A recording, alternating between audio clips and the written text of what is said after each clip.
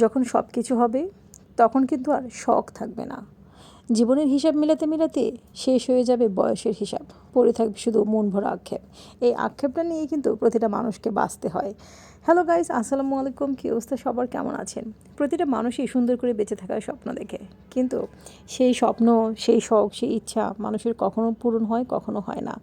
সেই জীবনের হিসাব কিন্তু প্রতিটা মানুষ মিলাতে থাকে।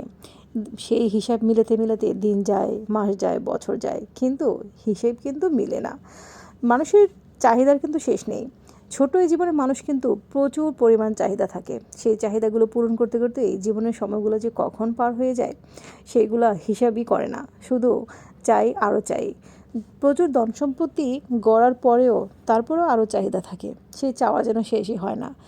আসলে সত্যি বলতে মানুষের কিন্তু চাহিদা শেষ নেই। যদি বাড়ি থাকে তাহলে গাড়ির দরকার হয়, যদি গাড়ি থাকে তাহলে আরও কিছুর দরকার হয়। সুতরাং চাহিদা যখন শেষ নাই, সেখানে কিন্তু আক্ষেপেরও শেষ থাকে না, সেখানে আক্ষেপ কখনোই কমবে না। মানুষের জীবনে যত চাহিদা থাকবে তত বেশি আক্ষেপ থাকবে, কারণ চাহিদার যেমন কোনো শেষ নাই, সেজন্য আক্ষেপও কখনো কমবে না। এই চাহিদার পিছনে ছুটতে ছুটতে এক সময় দেখবে জীবনের গতিটাই থেমে গেছে। সেই গতি আর পার হয়ে আর কোনো কিছুই করা হবে না, সে শুধু তখনও থেকে যাবে আক্ষেপ। সুতরাং জীবনে চাহিদা যত কম থাকবে, আফসোসও তত কম থাকবে। এতে করে কি হবে? জীবনটা সুন্দর করে সাজিয়ে নেওয়া যাবে।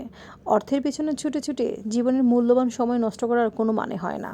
হয়তো এতে করে অর্থ আসবে, টাকা পয়সা আসবে, সম্পত্তি আসবে, কিন্তু মনের শান্তি, তৃপ্তি, সুখ কোনোটাই পাওয়া যাবে না।